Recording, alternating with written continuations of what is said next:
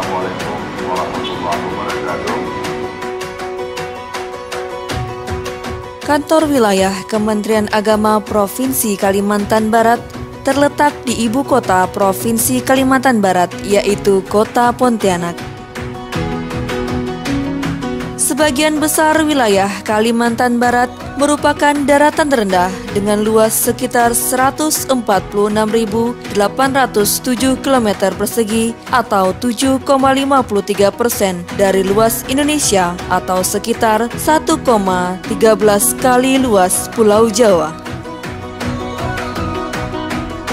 Wilayah ini membentang lurus dari utara ke selatan sepanjang lebih dari 600 km dan sekitar 850 km dari barat ke timur.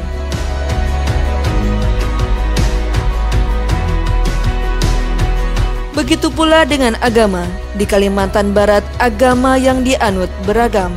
Ada Islam, Katolik, Kristen, Hindu, Buddha, dan Konghucu.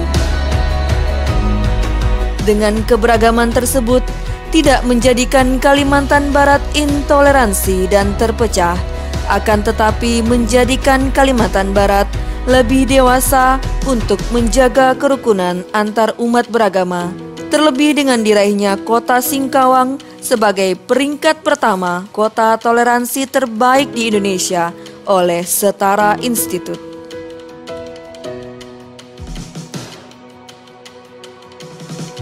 Kantor Wilayah Kementerian Agama Provinsi Kalimantan Barat merupakan instansi vertikal yang mempunyai visi mewujudkan masyarakat Kalimantan Barat yang taat beragama, berakhlak, rukun, cerdas, berintegritas, dan sejahtera lahir batin.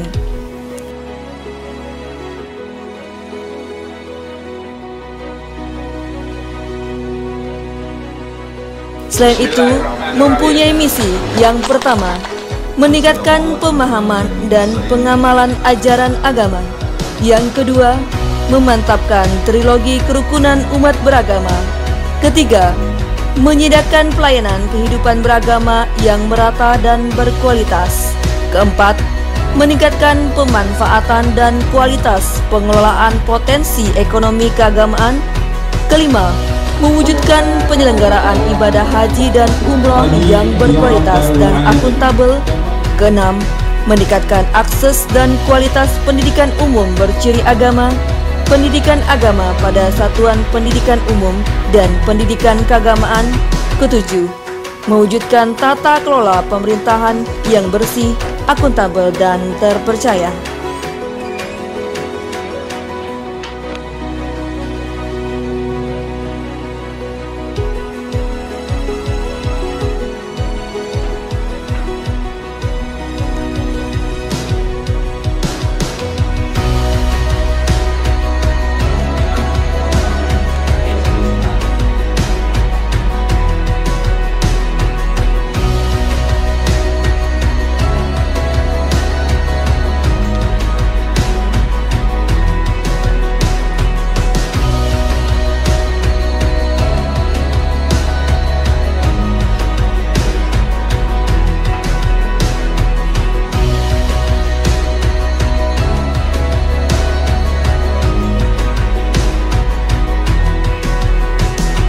Bismillahirrahmanirrahim. Assalamualaikum warahmatullahi wabarakatuh. Menghadapi tantangan ke depan, saya ingin mengajak kepada seluruh ASN Kementerian Agama Provinsi Kalimantan Barat bahwa saat ini kita harus menyadari pentingnya membumikan budaya kerja Kementerian Agama. Karena bagaimanapun, jika 5 budaya kerja ini mampu kita bumikan tidak hanya dalam simbol, tapi juga mampu kita lakukan baik ucapan, perbuatan, dan sikap kita. Tentu saja ini akan sangat penting bagi kita. 5 budaya kerja itu adalah antara lain, satu, bagaimana kita bisa bersikap untuk integritas dalam segala aspek. Yang kedua, selalu profesional dalam memberikan pelayanan. Dan yang ketiga adalah mampu berinovasi, tidak hanya dalam rutinitas, tapi kegiatan-kegiatan rutin itu kita mampu untuk meningkatkan dan menginovasikan. Kemudian sikap tanggung jawab dalam segala aspek yang kita lakukan, serta mampu menjadi contoh dalam kehidupan nyata dalam diri kita, keluarga kita, dan masyarakat. Ini yang penting. Nah, sikap ini harus ditumbuhkan pada semua ASN Kementerian Agama. Kemudian yang kedua, mari kita bangun pelayanan terbaik. Kami sedang mewujudkan namanya layanan terpadu satu pintu. Hari ini kita coba membangun di Kanwil Kementerian Agama, tapi tahun berikutnya kita harapkan di seluruh kabupaten kota, paling tidak separuh dari kabupaten kita bisa juga melaksanakan layanan terpadu satu pintu. Dan kalau perlu tidak hanya di Kemenag, tapi yang mampu di unit-unit pelayanan kita di KUA dan sebagainya, bisa juga kita laksanakan pelayanan terpadu satu pintu. Ini tujuannya untuk mendekatkan, memudahkan, dan memberikan kemudahan kepada umat beragama dan masyarakat yang membutuhkan layanan tersebut. Kemudian yang ketiga yang tak kalah penting juga, bahwa seluruh ASN Kementerian Agama harus menyadari bahwa pemerintah saat ini sedang giat-giatnya melakukan reformasi birokrasi. Kesadaran memahami bahwa kita sudah berubah, dan kesadaran perubahan reformasi ini harus sampai ke seluruh ASN Kementerian Agama di pelosok-pelosok, apalagi di tengah-tengah kota. Bahwa kita sudah mengalami perbaikan perubahan reformasi ini harus disadari. Ini dapat kita rasakan saat ini, mulai dari rekrutmen pegawai, pensiun, dan sistem pengembinaan dan rekrutmen pegawai ini terus melalui perbaikan-perbaikan dengan sistem layanan dengan reformasi birokrasi. Dan kita tahu bahwa kita sekarang menuju pada era digital, oleh karena itu seluruh ASN juga harus mampu menyesuaikan perubahan yang saat ini berkembang. Demikian, terima kasih. Assalamualaikum warahmatullahi wabarakatuh.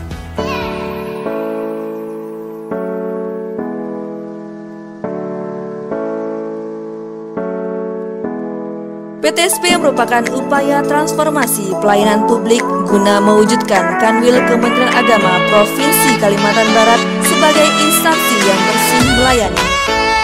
Di samping itu, PTSP juga menjadi bagian wujud komitmen Kanwil Kementerian Agama Provinsi Kalimantan Barat untuk lebih dekat melayani umat.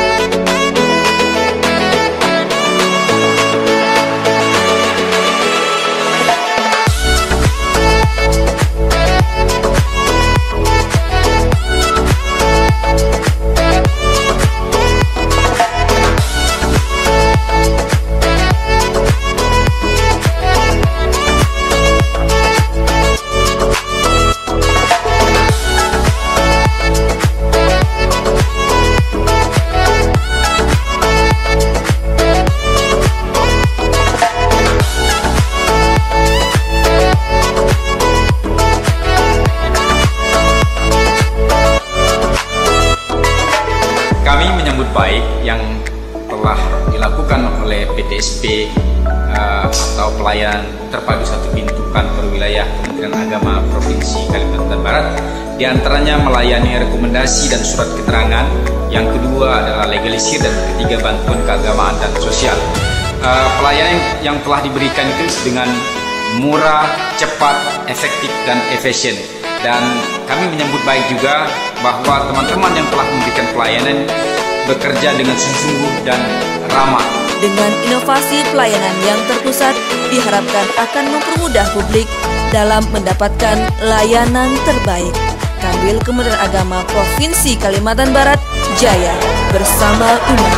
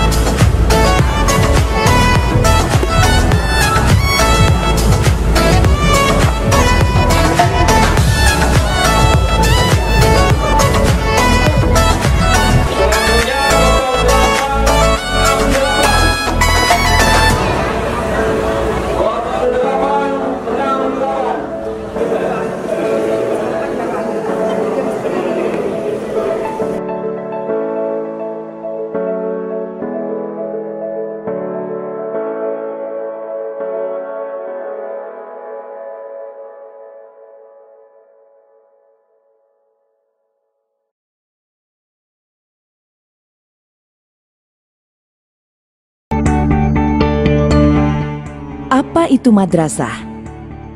Apa yang terbayang saat disebut kata madrasah?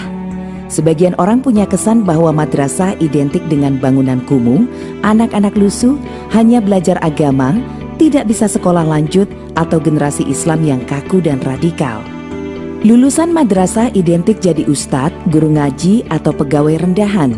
Orang tua yang mengharapkan anaknya jadi dokter, insinyur, atau bekerja di perusahaan multinasional biasanya tak akan menyekolahkan anaknya ke madrasah. Madrasah juga sering dianggap jadi pembuangan anak tak berprestasi karena anak berprestasi masuk sekolah-sekolah umum favorit. Betulkah demikian? Marilah kita lihat fakta-fakta yang akan mengubah pandangan Anda tentang madrasah. Jauh sebelum ada pendidikan formal, madrasah sudah jadi model pendidikan yang dijalankan berabad-abad. Jauh sebelum UNESCO menggaungkan konsep lifelong learning atau education for sustainable development, madrasah sudah memulainya. Madrasah menjadi tempat belajar bagi semua jenjang usia. Raudatul Atfal untuk tingkat TK, Madrasah Ibtidaiyah untuk tingkat SD, Madrasah Sanawiyah untuk tingkat SMP, dan Aliyah untuk tingkat SMA. Semuanya berijazah yang diakui negara dan bisa melanjutkan ke jenjang pendidikan manapun. Seiring perkembangan zaman, madrasah terus berinovasi. Kini madrasah mulai dirancang untuk menjawab kebutuhan masyarakat. Untuk mengatasi kelangkaan ulama, dibuatlah madrasah keagamaan. Untuk mencetak ahli sains, dibuatlah madrasah insan cendekia. Dan untuk menjawab tantangan dunia industri, usaha, dan perbankan, dibuatlah madrasah vokasional. Singkatnya, madrasah adalah sekolah formal dengan berbagai keistimewaan. Tak hanya melatih skill, tapi juga membentuk karakter peserta didik menjadi pribadi yang santun dan menghargai keragaman. Dengan dukungan negara, masyarakat, dan swasta, sekitar 76.000 madrasah akan direvitalisasi. Bangunan diperbaiki, sumber daya dilatih, pengelolaan ditingkatkan, menjadi lembaga pendidikan yang menjadi mesin perubahan. Tak ada lagi kesan kumuh, siswa lusuh. Madrasah akan jadi lembaga pendidikan yang berwibawa, meneruskan tradisi berabad-abad, melahirkan para pemimpin bangsa yang paripurna. Jika yang Anda cari adalah pendidikan yang mengakar pada sejarah bangsa, jika yang Anda cari sekolah yang bukan hanya belajar ilmu, tapi juga akhlak, jika Anda ingin para intelektual kembali membangun masyarakatnya, jika yang Anda cari adalah anak yang memiliki pandangan keagamaan yang rahmatan lil alamin dan menghargai kearifan lokal, jika Anda percaya pada pendidikan untuk perubahan, maka madrasah pilihannya.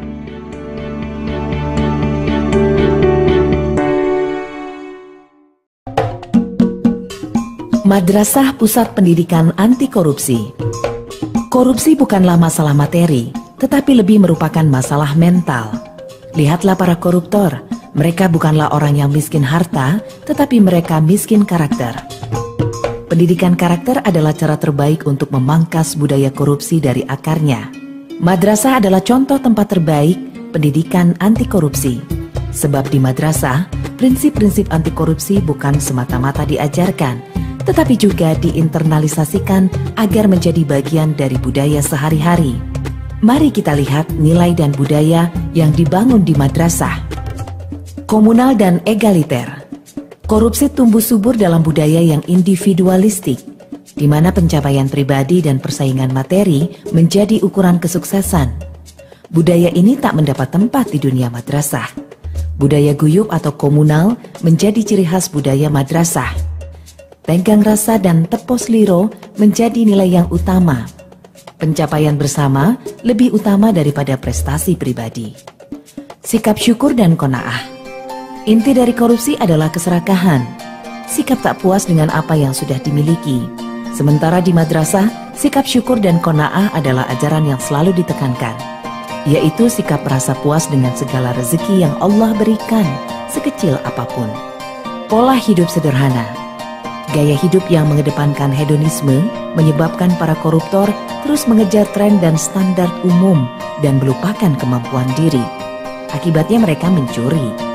Madrasah tumbuh dalam budaya apa adanya, sederhana tanpa harus mengada-ngada. Banyak madrasah dibangun secara swadaya di rumah-rumah, surau atau langgar sederhana. Para pendirinya bukan orang-orang kaya raya. Mereka adalah orang-orang biasa, hidup sederhana, tetapi memiliki karya luar biasa. Tahan prihatin. Banyak orang korupsi karena tak memiliki kemampuan menghadapi himpitan. Mereka memilih jalan pintas untuk mengatasi kesulitan. Mereka memiliki adversity quotient yang rendah. Adversity quotient adalah kecerdasan dalam menghadapi kemalangan. Kehidupan di madrasah mengajarkan siswa-siswanya menghadapi situasi yang sulit. Mereka harus hidup mandiri dalam serba keterbatasan. Semangat manjada wajada, siapa serius pasti berhasil. Man sobaro dhofiro, siapa yang sabar pasti akan menuai. Membuat siswa madrasah memiliki adversity quotient yang tinggi dan pantang menempuh jalan pintas, apalagi jalan haram. Berpikir jangka panjang. Koruptor adalah jenis manusia yang berpikir pendek. Demi kesenangan sesaat, mereka mengorbankan reputasi dan masa depan mereka. Di madrasah, siswa belajar melihat jauh ke depan. Bukan hanya kehidupan di dunia, tetapi jauh sampai kehidupan setelah mati. Semua hal akan diminta pertanggungjawaban. Dengan kembali menghayati dan menghidupkan nilai dan budaya di atas, madrasah dipastikan menjadi laboratorium yang nyata bagi pendidikan anti korupsi.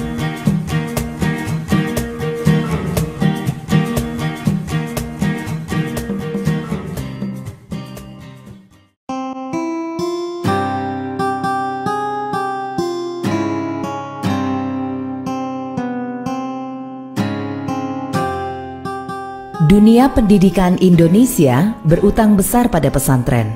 Sebab jauh sebelum ada sistem pendidikan formal yang sekarang kita kenal, pesantren telah menjadi lembaga pendidikan yang diterapkan luas di Indonesia. Pada umumnya, pesantren berawal dan berpusat pada sosok kiai yang memiliki ilmu untuk dibagi. Para santri datang mengaji, bahkan sebagian mondok di sana. Karena itu tempat itu disebut pondok pesantrian atau pondok pesantren. Dulu di pesantren para santri hanya belajar ilmu-ilmu agama seperti tafsir, hadis, fikih, nahwu syorof, dan lain-lain. Tapi kini pesantren pada umumnya telah menerapkan program terpadu pendidikan agama dan umum seperti sains, sosial hingga ilmu kejuruan. Maka tak heran jika kini lulusan pesantren memiliki kesempatan yang sama dengan sekolah umum. Banyak lulusan pesantren yang kuliah di perguruan tinggi umum seperti ITB, UI, UGM, dan lain-lain. Lulusan pesantren selain tersebar di Mesir, Timur Tengah, juga tak sedikit yang kuliah di Eropa dan Amerika. Alumni pesantren bukan hanya jadi dai dan ulama, tak sedikit yang menjadi pengusaha, pejabat, bahkan presiden. Metode pembelajaran pesantren awalnya bersifat personal dan informal yang disebut dengan sorogan. Kiai mengajarkan materi sesuai dengan capaian dan kemampuan si santri. Tapi kini, pada umumnya, pesantren telah menerapkan metode pengajaran klasikal seperti sekolah pada umumnya. Sekolah asrama atau boarding school memang bukan hanya milik pesantren, tapi konsep mondok di pesantren sangat khas. Bukan hanya melatih kemandirian, tapi juga melatih kedisiplinan ibadah ritual dan pembentukan spiritual. Pendidikan karakter yang sekarang menjadi tema sentral dalam pendidikan modern telah menjadi inti pendidikan pesantren selama berabad-abad. Adab sebelum ilmu, character before knowledge adalah prinsip pendidikan pesantren. Bukan hal yang aneh jika seorang santri harus berkhidmat kepada kiai selama bertahun-tahun tanpa diajarkan satu kitab pun. Kiai bertujuan membentuk adab sang santri sampai betul-betul siap menerima ilmu. Karena tujuan pendidikan bukan hanya taklim, pengajaran, tapi juga takdib, pembentukan karakter. Jika sekolah modern kini tengah ramai-ramai back to nature dengan konsep sekolah alam, maka pesantren sejak dulu telah bersatu dengan alam. Pesantren bukan tempat yang terisolasi dari alam sekitar. Masjid, asrama, sawah, dan kebun selalu menjadi kesatuan yang tak terpisahkan membentuk lingkungan pesantren. Kegiatan belajar tidak terbatas pada mengaji di surau, tapi juga menggarap lahan, memelihara lingkungan adalah bagian pembelajaran di pesantren. Di tengah komersialisasi pendidikan yang menempatkan sekolah sebagai wilayah elit yang tak peka sosial, Pesantren menunjukkan sebaliknya. Tak ada benteng yang memisahkan pesantren dari lingkungan sekitar. Pesantren selalu menjadi bagian dari masyarakat, aktif dalam pemberdayaan ekonomi dan melestarikan budaya lokal. Santri-santri disebar ke masyarakat bukan hanya untuk berceramah, tapi juga untuk mengabdi. Pesantren mengajarkan Islam hingga intinya, yaitu sebagai agama rahmatan lil alamin, memperjuangkan kemanusiaan, menghormati perbedaan, menumbuhkan cinta tanah air. Sejarah membuktikan para kiai dan santri berada di barisan depan membela republik ini bersama semua elemen bangsa tanpa melihat perbedaan. Perbedaan dipandang sebagai rahmat, bukan laknat. Karena itu, intoleransi, takfirisme, radikalisme tak mendapat tempat dalam tradisi pesantren. Pesantren bukan hanya sebuah lembaga pendidikan, tapi juga tempat merawat kekayaan budaya bangsa. Tak berlebihan jika Martin van Bruynesen menyebut pesantren sebagai one of Indonesia's great tradition.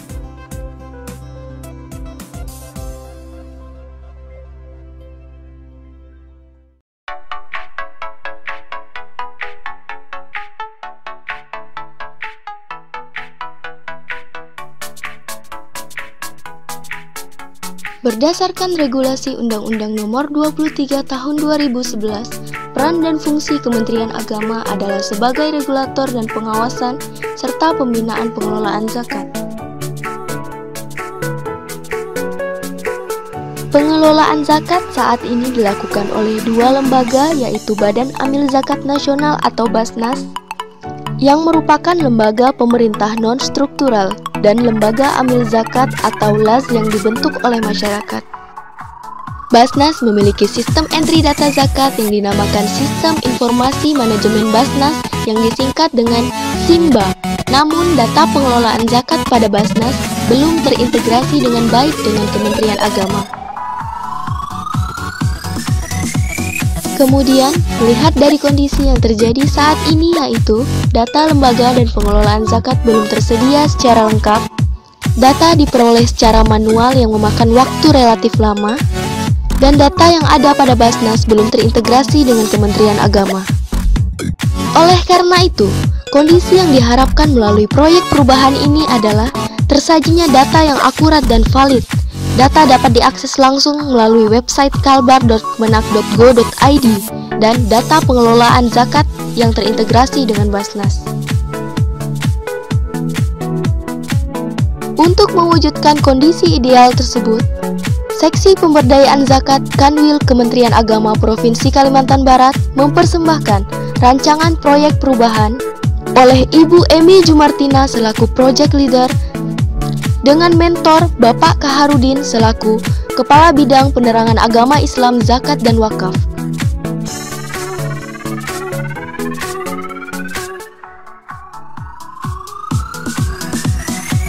Untuk meningkatkan kualitas serta mempermudah proses penyelenggaraan data pengelolaan zakat bagi seluruh stakeholder, rancangan proyek perubahan merupakan sebuah solusi terpadu dalam pengelolaan zakat secara terbuka dan transparan melalui Sistem Informasi dan Manajemen Zakat (SIMKAT).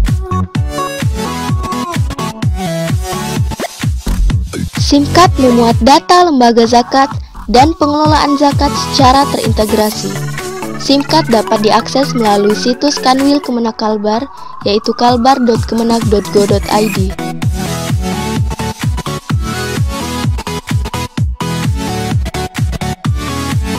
Setelah login melalui situs kalbar.kemenak.go.id, arahkan kursor pada fitur data.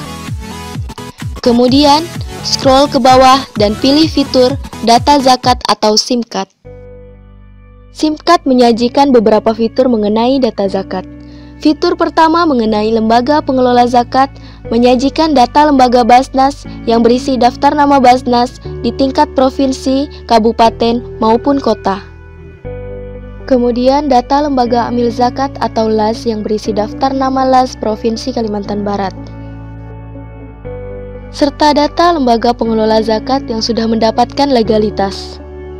Fitur kedua adalah kualitas mutu lembaga pengelola zakat yang menyajikan data akreditasi lembaga pengelola zakat. Fitur pengelolaan zakat menyajikan data penerimaan zakat dari perorangan, instansi, serta rekapitulasi penerimaan zakat. Fitur ini meliputi pengumpulan, pendayagunaan, serta pendistribusian zakat. Fitur terakhir yaitu informasi zakat yang menyajikan informasi mengenai peraturan yang berhubungan dengan lembaga zakat dan pengelolaan zakat.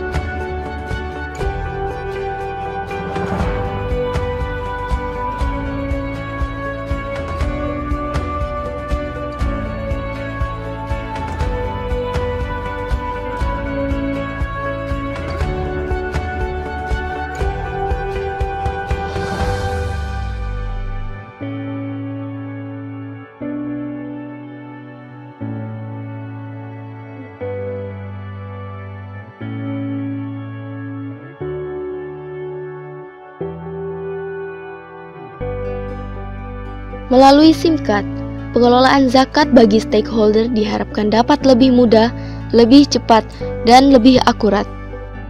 Saat ini, piloting SIMKAD tahap pertama tengah berjalan dan akan disusul tahapan-tahapan berikutnya hingga diimplementasikan oleh seluruh satuan kerja. Kelola zakat melalui SIMKAD.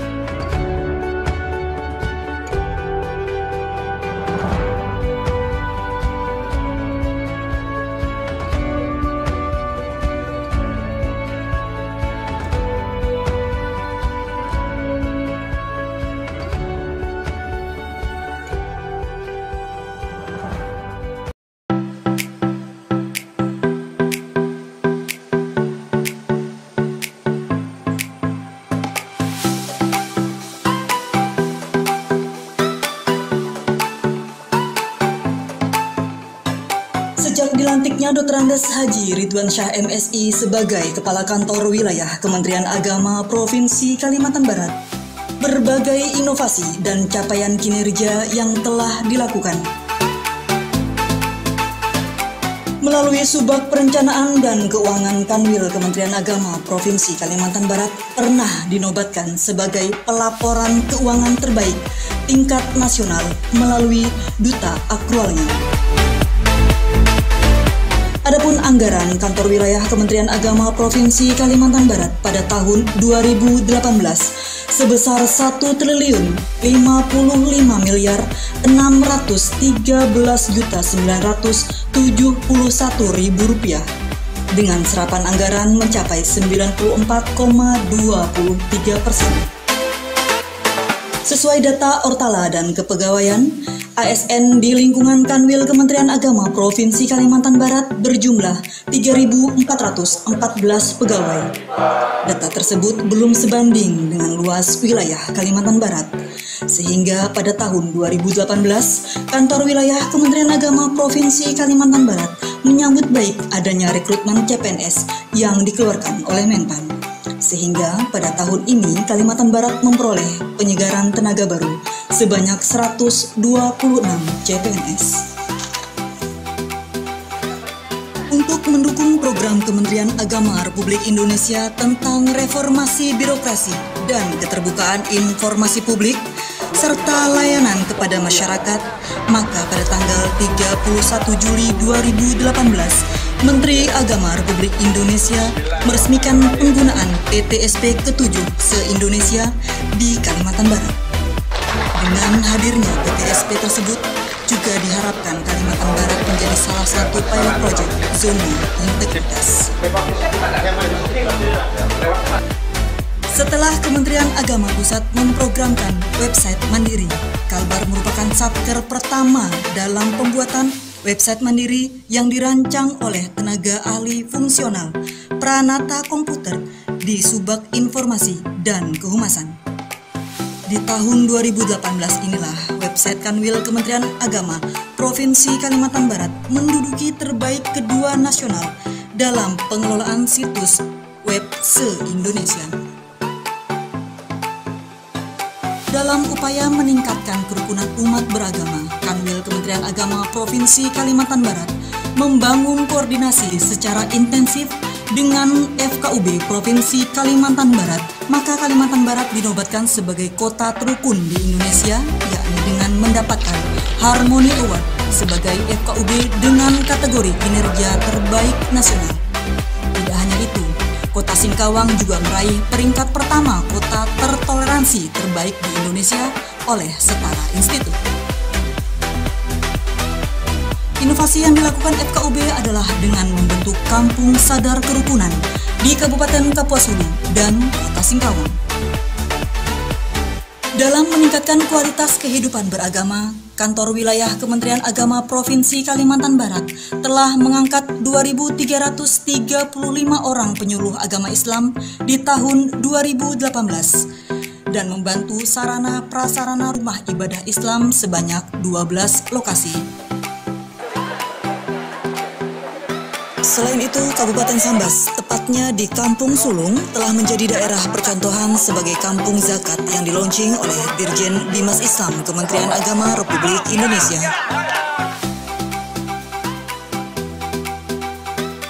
Untuk mendukung peningkatan layanan di KUA pada tahun 2017 hingga 2018, Kantor Wilayah Kementerian Agama Provinsi Kalimantan Barat kembali mendapat bantuan pemerintah dengan SBSN sebanyak 35 lokasi dengan total biaya senilai 39 miliar 600 juta rupiah. Bangunan tersebut juga difungsikan sinergi dengan layanan balai nikah dan manasik haji. Hal ini dapat dilihat dari bentuk layanan yang ada seperti meningkatnya jumlah peristiwa nikah yang mencapai 13.791 per tahun. Salah satu program unggulan lainnya Kementerian Agama adalah layanan haji dan umroh. Pada tahun 2018, jumlah kuota jemaah haji Kalbar sebesar 2.527 jemaah. Calon jemaah yang sudah terdaftar sebanyak 38.429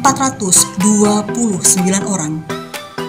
Kementerian Agama juga mengawasi pelaksanaan ibadah umroh di Kalimantan Barat. Ada 29 travel resmi yang mendapatkan rekomendasi dari Kementerian Agama untuk pelayanan umroh. Jumlah jemaah umroh sebanyak 10.000 orang. Terkait pembangunan asrama haji, Kantor Wilayah Kementerian Agama Provinsi Kalimantan Barat telah menerima hibah aset tanah seluas 2,3 hektar dari pemerintah Provinsi Kalimantan Barat. Untuk mempercepat proses pembangunan asrama haji tersebut, Kantor Wilayah Kementerian Agama telah membangun komunikasi dan koordinasi dengan Kementerian Agama Pusat dan Pemerintah Provinsi Kalimantan Barat. Pada tahun 2018, Kantor Wilayah Kementerian Agama Provinsi Kalimantan Barat melalui bidang pendidikan madrasah telah menggulirkan dana sebesar 22 miliar 973 juta 548.000 rupiah untuk anggaran Sapras. Jumlah madrasah di Kalimantan Barat mencapai 1.050 madrasah yang terdiri dari 71 madrasah negeri dan 980 madrasah swasta dengan jumlah siswa 119.955 orang. Peningkatan pendidikan agama dan keagamaan Islam juga dilakukan melalui pondok pesantren dan madrasah diniyah dengan jumlah pondok pesantren sebanyak 458 dibantu 39 lokasi dengan total anggaran sebesar 2 miliar 175 juta rupiah. Adapun jumlah santri hingga akhir 2018 sebanyak 34.660 orang. Maka Kanwil Kementerian Agama Provinsi Kalimantan Barat secara rutin mengikut sertakan siswa terbaik Kalimantan Barat untuk berkompetisi di event nasional seperti KSM, Aksioma, PPMN, PSN, dan Perkemahan Rohis Nasional. Kegiatan peningkatan pemahaman agama dan keagamaan juga dilakukan oleh Bimas Kristen, Katolik, Hindu, Buddha. Masing-masing Bimas juga aktif dalam event nasional, seperti Pesparawi untuk Bimas Kristen, Pesparani untuk Bimas Katolik, Jambore Pasaraman untuk Hindu, dan Sipadama untuk Bimas Buddha. Di tahun 2018, prestasi terbaik diraih oleh Kanwil Kementerian Agama Provinsi Kalimantan Barat melalui kegiatan paduan suara Gereja Katolik atau Pesparani Nasional pertama di Ambon sebagai juara umum kedua setelah Kalimantan Timur. Mari kita wujudkan moderasi beragama untuk kebersamaan umat di Kalimantan Barat.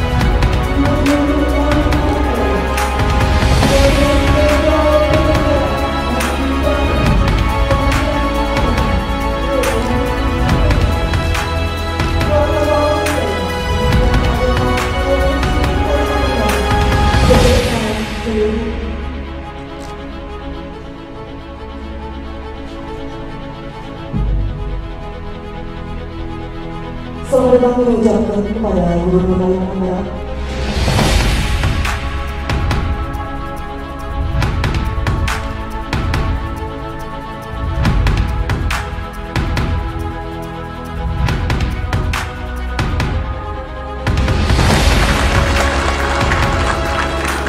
Sebagai umat yang beragama, pada saat kita menjadikan menjadi bersyukur kepada Allah Subhanahu wa Ta'ala. Kita berdoa untuk satu doa. Baik, terima kasih untuk video yang masih banyak. Saya mengapresiasi betul dalam konteks mobilisasi ini membuat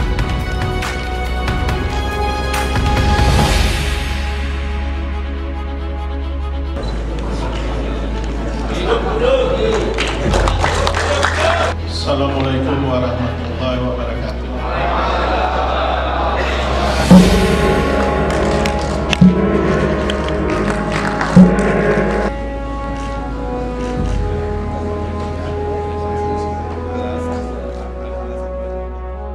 Saya Sekretaris Jenderal Kementerian Agama Indonesia menyampaikan selamat para Kanwil Kementerian Agama. Kami bersyukur kepada Allah Subhanahu wa Ta'ala bahwa kegiatan Rakerda Kanwil Kementerian Agama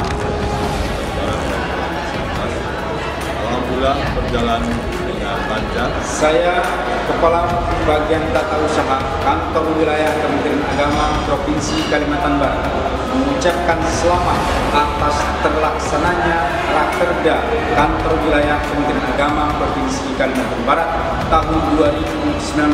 Semoga sukses dan jaya selalu.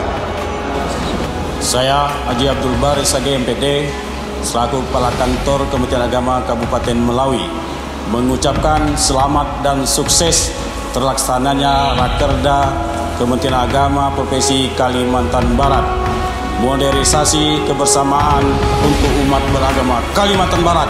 Selamat atas terlaksananya Rakerda Kantor Wilayah Kementerian Agama Provinsi Kalimantan Barat tahun 2019. Selamat atas terlaksananya Rakerda Kanwil Kementerian Agama Provinsi Kalimantan Barat tahun 2019.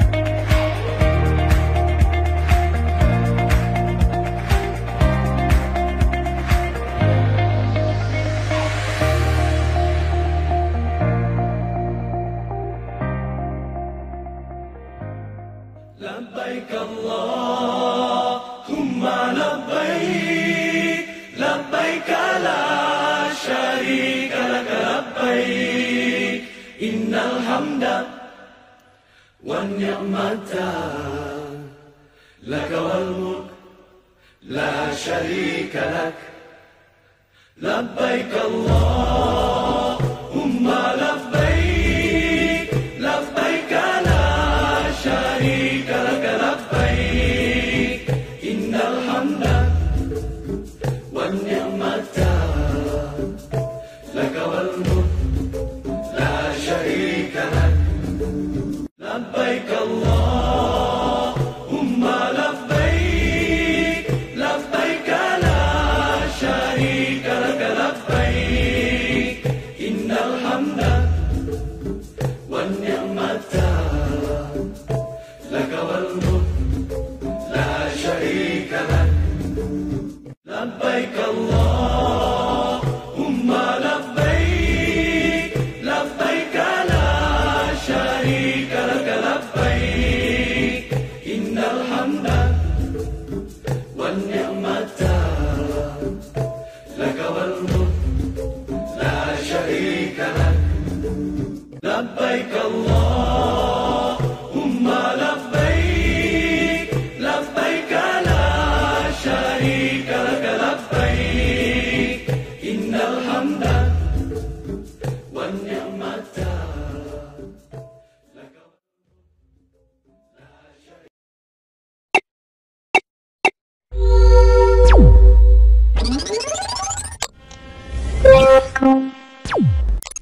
Malik Jamal Man Insan Cendekia Sambas.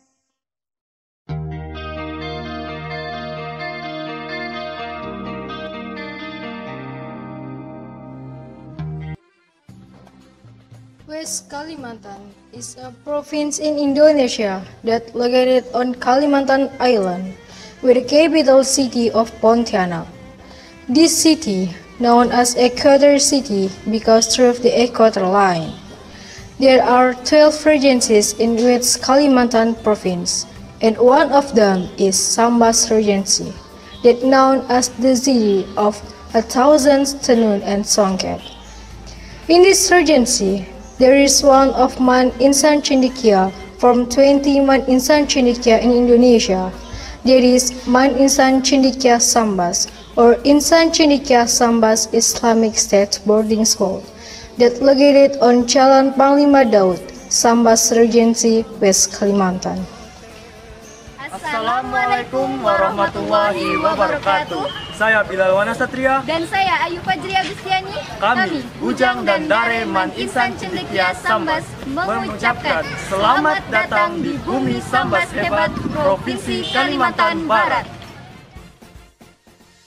Untuk memenuhi kebutuhan sumber daya manusia yang berkualitas tinggi dalam penguasaan ilmu pengetahuan dan teknologi yang didasari nilai keimanan dan ketakwaan. Pada tahun 1996, atas prakarsa Bapak Profesor Dr. Ing B.J. Habibie, BPPT mendirikan SMU Insan Cendekia di Serpong dan Gorontalo melalui program Science and Technology Equity Program bagi sekolah-sekolah yang berada di lingkungan pondok pesantren. Pada tahun pembelajaran pertama 1996-1997, penerimaan siswa SMU Insan Cendekia diprioritaskan bagi siswa-siswi SMU MA kelas 1 dan siswa-siswi lulusan SMP, MTS berprestasi yang berasal dari pondok pesantren dan sekolah Islam lainnya. Akan tetapi, mulai tahun pembelajaran kedua 1997-1998, SMU Insan Cendekia memberi kesempatan pula kepada siswa-siswi LTP umum dan MTS baik negeri maupun swasta. Sejak tahun pelajaran 2000-2001, SMU Insan Cendekia baik yang ada di Serpong maupun di Gorontalo dilimpahkan pengelolaannya oleh BPPT kepada Departemen Agama Republik Indonesia untuk tetap mempertahankan ciri khas penguasaan iptek dan intak. Maka dalam pengelolaan dan pembinaannya, Departemen Agama dan BPPT terus melakukan kerjasama. Selanjutnya, nama SMU Insan Cendekia ditransformasikan menjadi Madrasah Aliyah Insan Cendekia dengan tanpa mengurangi dan mengubah sistem pengajaran secara keseluruhan yang telah berjalan selama ini. Pada tahun 2001, sejak SK Menteri Agama Republik Indonesia nomor 490 tahun 2001, MA Insan Cendekia Serpong berubah menjadi Madrasah Aliyah Negeri MAN Insan Cendekia Serpong. Khusus Insan Cendekia Sambas berdiri dan mulai menerima siswa baru tahun pelajaran 2016-2017.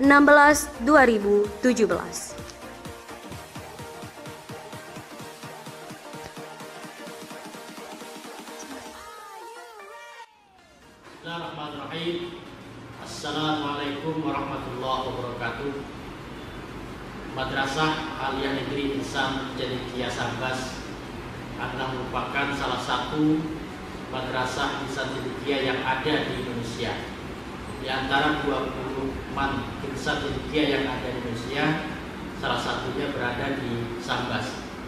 Kita beruntung bahwa MAN IC berada di Sambas dan ini menjadi salah satunya madrasah yang berada di wilayah perbatasan. Artinya mengawal NKRI dimulai dari wilayah perbatasan. Sesuai dengan visi dan misi MAN Insan Cendekia adalah bahwa meningkatkan sumber daya manusia yang mempunyai ilmu, iman dan takwa yang kuat dan ilmu pengetahuan yang tinggi serta mampu mengimplementasikan dalam kehidupan sehari-hari. Insan Cendekia Sambas yang dalam wujudnya ada di Madrasah Aliyah Negeri Insan Cendekia Sambas diharapkan mampu untuk mengawal, mampu untuk menciptakan siswa yang mempunyai prestasi, siswa yang mandiri dan siswa yang islami. Tiga hal itu menjadi tolak ukur keberhasilan bagaimana siswa yang ada di MAN Insan Cendekia menjadi siswa yang unggul di pihak keluarga, unggul di masyarakat, dan mampu menjadi orang yang bisa diunggulkan dalam kehidupan berbangsa dan bernegara. MAN Insan Cendekia Sambas adalah MAN yang sangat baru. Tahun ini adalah tahun kedua MAN Insan Cendekia Sambas ada dan lahir di Bumi Pertiwi, dan jumlah yang ada sampai sekarang ini adalah berjumlah 156 siswa, terdiri dari dua angkatan 2016-2017, angkatan 2017-2018. Semoga dengan lahirnya MAN Insan Cendekia Sambas dapat mewarnai kehidupan di dunia pendidikan, baik itu siswa yang mempunyai prestasi, siswa yang mandiri, dan siswa yang islami. Demikian harapan kita bersama, mudah-mudahan MAN Insan Cendekia Sambas menjadi MAN terunggul, MAN yang ada menjadi bagian kehidupan kita bersama. Terima kasih. Assalamualaikum warahmatullahi wabarakatuh.